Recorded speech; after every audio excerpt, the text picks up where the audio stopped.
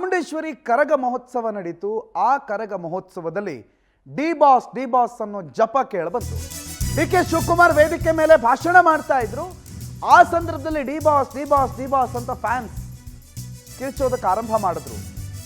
ಆಗ ದರ್ಶನ್ ಪತ್ನಿ ನನ್ನನ್ನು ಭೇಟಿ ಮಾಡೋದಕ್ಕೆ ಸಮಯ ಕೇಳಿದ್ದಾರೆ. ನಟ ದರ್ಶನ್ ಅವರ ಪತ್ನಿ ವಿಜಯಲಕ್ಷ್ಮಿ ಜೊತೆಗೆ ನಾನು ಮಾತನಾಡ್ತೀನಿ,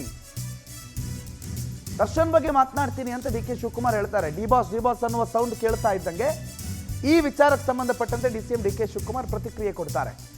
ಅನ್ಯಾಯ ಆಗಿದೆ ಅಂತಂದ್ರೆ ಸರಿ ಮಾಡೋ ಪ್ರಯತ್ನ ಮಾಡ್ತೀವಿ, ಪ್ರಯತ್ನ ಮಾಡೋಣ. ಅನ್ಯಾಯ ಆಗಿದ್ರೆ ನಾವೆಲ್ಲರೂ ಸೇರಿ ನ್ಯಾಯ ಕೊಡಿಸ್ತೀವಿ. ಆದರೆ ನಾವು ಕಾನೂನಿಗೆ ಗೌರವ ಕೊಡಬೇಕು. ಒಂದು ವೇಳೆ ಅನ್ಯಾಯ ಆಯಿತು ಅಂತಂದ್ರೆ, ಆಗಿದೆ ಅಂತಂದ್ರೆ ಆ ಅನ್ಯಾಯವನ್ನು ಸರಿಪಡಿಸಿ ನ್ಯಾಯ ಕೊಡಿಸೋ ಪ್ರಯತ್ನ ನಾವು ಮಾಡ್ತೀವಿ ಅಂತ ಉಪಮುಖ್ಯಮಂತ್ರಿಗಳು ಮಾತನಾಡಿರೋದು ಕರಗ ಮಹೋತ್ಸವದಲ್ಲಿ ನೋಡಿ. ಕೊಡಬೇಕು. ಆಯ್ತು, ಡಿ ಬಾಸ್ ಬೆಳಗ್ಗೆ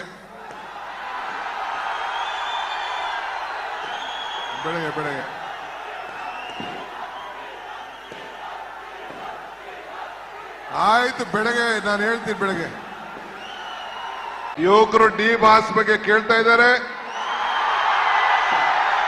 ನಾನು ಅವರ ಧರ್ಮಪತ್ನಿ ನನ್ನನ್ನ ಭೇಟಿ ಮಾಡಲಿಕ್ಕೆ ಟೈಮ್ ಕೇಳಿದ್ದಾರೆ.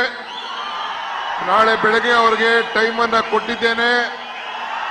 ನಾನು ಮಾತಾಡ್ತೇನೆ. ಏನಾದ್ರು ಅನ್ಯಾಯ ಆಗಿದ್ರೆ ಸರಿಪಡಿಸಲಿಕ್ಕೆ ಖಂಡಿತ ನಾವು ಪ್ರಯತ್ನವನ್ನು ಮಾಡ್ತೇವೆ.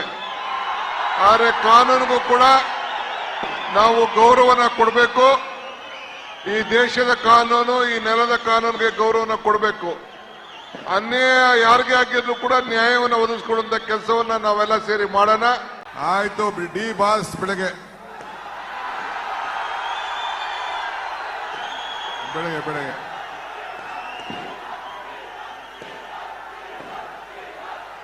ಆಯ್ತು, ಬೆಳಗ್ಗೆ ನಾನು ಹೇಳ್ತೀನಿ. ಬೆಳಗ್ಗೆ ಯುವಕರು ಡಿ ಬಾಸ್ ಬಗ್ಗೆ ಕೇಳ್ತಾ ಇದ್ದಾರೆ. ನಾನು ಅವರ ಧರ್ಮಪತ್ನಿ ನನ್ನನ್ನ ಭೇಟಿ ಮಾಡಲಿಕ್ಕೆ ಟೈಮ್ ಕೇಳಿದ್ದಾರೆ. ನಾಳೆ ಬೆಳಗ್ಗೆ ಅವರಿಗೆ ಟೈಮ್ ಅನ್ನ ಕೊಟ್ಟಿದ್ದೇನೆ. ನಾನು ಮಾತಾಡ್ತೇನೆ. ಏನಾದ್ರು ಅನ್ಯಾಯ ಆಗಿದ್ರೆ ಸರಿಪಡಿಸಲಿಕ್ಕೆ ಖಂಡಿತ ನಾವು ಪ್ರಯತ್ನವನ್ನು ಮಾಡ್ತೇವೆ. ಆದರೆ ಕಾನೂನಿಗೂ ಕೂಡ ನಾವು ಗೌರವನ ಕೊಡಬೇಕು. ಈ ದೇಶದ ಕಾನೂನು, ಈ ನೆಲದ ಕಾನೂನಿಗೆ ಗೌರವನ ಕೊಡಬೇಕು. ಅನ್ಯಾಯ ಯಾರಿಗೆ ಆಗಿದ್ರು ಕೂಡ ನ್ಯಾಯವನ್ನು ಒದಗಿಸಿಕೊಡುವಂತ ಕೆಲಸವನ್ನ ನಾವೆಲ್ಲ ಸೇರಿ ಮಾಡೋಣ. ಆಯ್ತು, ಡಿ